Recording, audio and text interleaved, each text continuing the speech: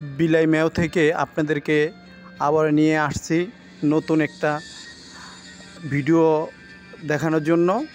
আজ আপনাদেরকে দেখাবো কিভাবে গবেষণার কাজে ইঁদুরকে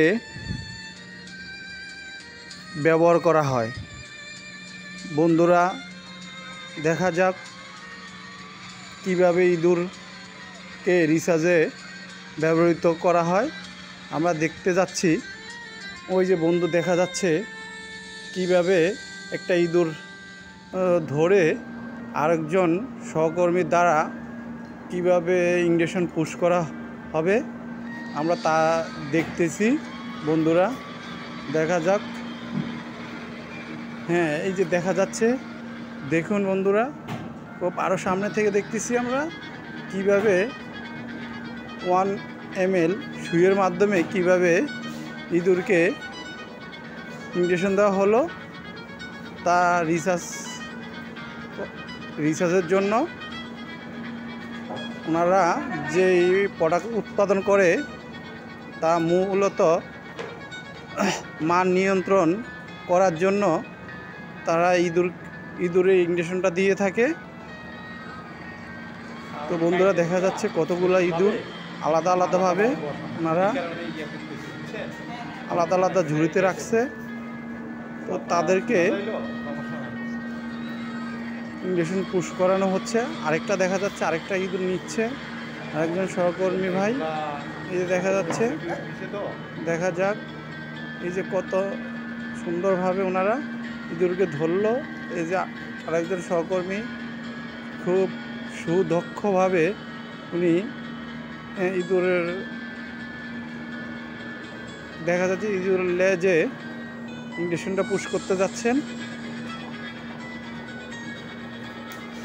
হ্যাঁ, খুব সুন্দরভাবে অটোমেটিকলি উনি নিয়ে আবার এই যে আবার কতগুলো এই ইঁদুরগুলোরও ইঞ্জেকশন পুশ করানো হবে।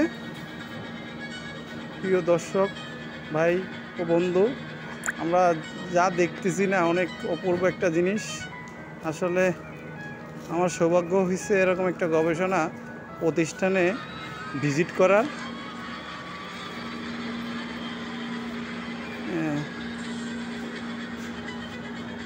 আবার দেখা যাক কতগুলো ইঁদুর দেখা যাচ্ছে।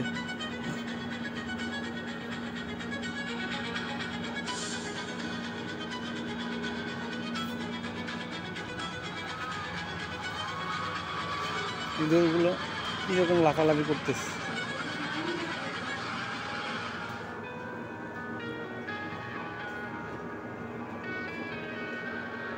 সুন্দর একটা দৃশ্য দেখা যাচ্ছে। ওনারা সবসময় ইঁদুরগুলোকে রিসার্চের জন্য ব্যবহার হয়ে থাকে। তো আমরা আর সরাসরি আপনাদেরকে দেখাতে পারলাম। বন্ধুরা, আপনারা আমার মাধ্যমে কিভাবে ইঁদুরের লেজে ইঞ্জেকশন পুশ করা হলো তা দেখলেন।